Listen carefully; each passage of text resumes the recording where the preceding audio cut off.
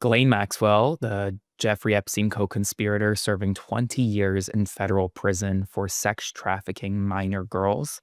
She's getting favorable treatment in prison right now as we speak. This shouldn't come as a surprise after we saw her transferred from the prison facility in FCI Tallahassee to a more minimum security facility at the FPC Bryan, Texas facility. But we're now learning, according to the Wall Street Journal, that her perks are even greater. In the prison, she essentially gets to meet in secret meetings in the prison chapel, even as other inmates are under lockdown. She receives preferential treatment, including private workouts, meal deliveries to her bunk or her cell area, and guided escorts from the guards at the facility. She had a mysterious chapel meeting with visitors, despite the fact that the rest of the prison was on lockdown. So while all the other inmates in this minimum security facility were under lockdown in their bunks, in their cells, Ghislaine Maxwell was able to have a secret private meeting with multiple individuals in the prison chapel. All the while, Donald Trump and the Trump administration are actively considering a possible pardon for the convicted sex trafficker currently serving 20 years in federal prison. Right now, all eyes need to be on the Epstein files. All eyes need to be on what is happening with Ghislaine Maxwell, this preferential treatment in a prison facility in Texas, because this is a story that cannot die. I won't stop covering it, and neither should you. So please consider subscribing to support my work today. Right now, there are 217 signatures on the Epstein Files discharge petition. There will be 218 the moment Adelita Grijalva is sworn in. We're now 13 days into a government shutdown. She has yet to be sworn in, leaving the constituents of Arizona's 7th Congressional District without a viable representative to provide them with constituent services. In addition, Mike Johnson continues to leave the House of Representatives out of session, now at least through October 20th, which means that we won't see the 218th signature, nor will we see her swearing in until at least next week. All the while, Ghislaine Maxwell, who Republicans and Democrats previously wanted to depose on the Oversight Committee, is currently living large in a minimum security prison facility in Bryan, Texas, a facility that sex traffickers, those convicted of violent crimes like that, are typically never sent to. These minimum security prison facilities are meant for white-collar, non-violent offenders. And yet, Ghislaine Maxwell is not just there, but she's receiving preferential treatment there this morning. Meanwhile, Vice President J.D. Vance has confirmed that the Trump administration is considering invoking the Insurrection Act to deploy military forces in U.S. cities amid legal blocks on using federalized National Guard troops, citing raising crimes, though critics note that violent crime has actually fallen sharply, and accused the administration of escalating tensions with Democratic-led states during the ongoing government shutdown. Seattle-Tacoma International Airport refused to play a video from Homeland Security Secretary Kristi Noem that blamed Democrats for the ongoing federal government shutdown, citing its, quote, political nature.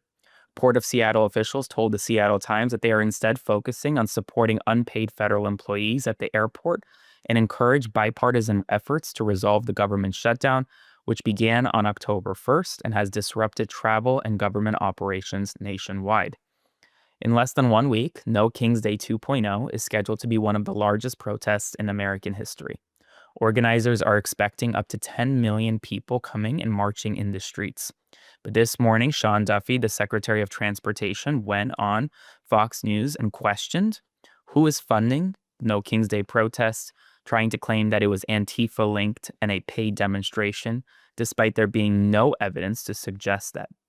What it seems like to me is this administration is actively laying the groundwork for possibly doing something at one of these large No King's Day protests. Hopefully, nothing bad happens.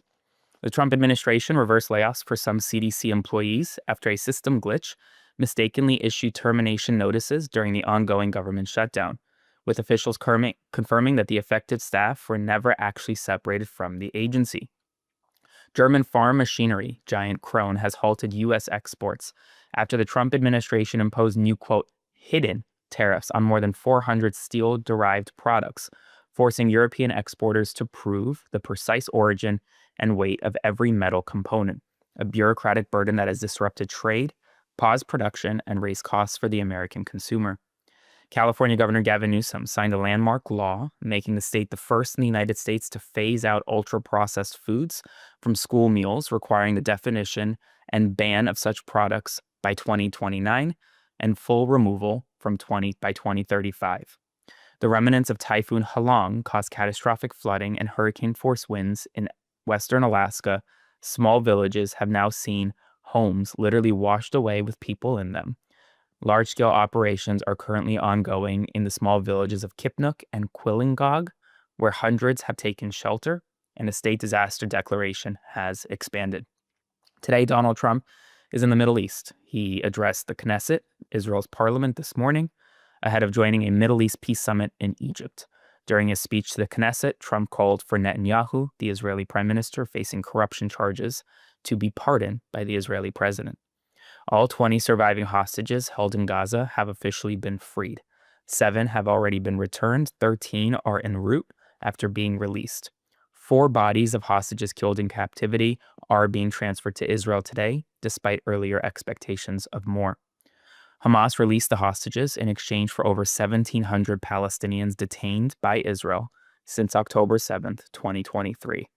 20 world leaders, including Egypt's President al-Sisi, United Kingdom's Prime Minister Keir Starmer, Germany's Chancellor Friedrich Merz, and Canada's Prime Minister Mark Carney are all attending the Egypt Peace Summit today.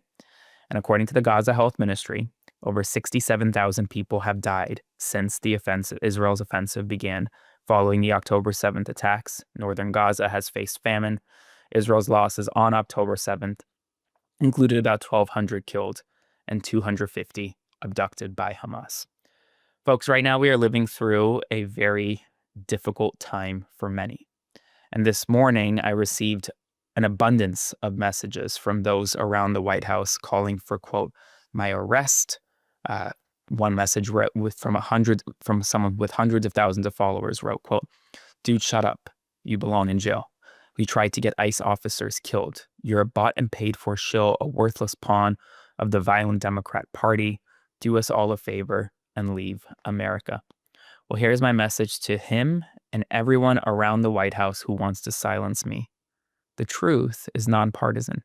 I don't provide right or left analysis. I just provide you the truth. And if you want to come after me, then get in line, because I'm not going anywhere. Your support helps me keep this going, so please consider subscribing, liking, commenting, and sharing, and I'll see you this evening for more. Hey folks, Aaron Parnas here. Thank you so much for watching The Parnas Perspective. Please consider subscribing to support our work as we grow this independent news media entity into something that rivals mainstream every single day. Thanks so much, and I'll see you soon.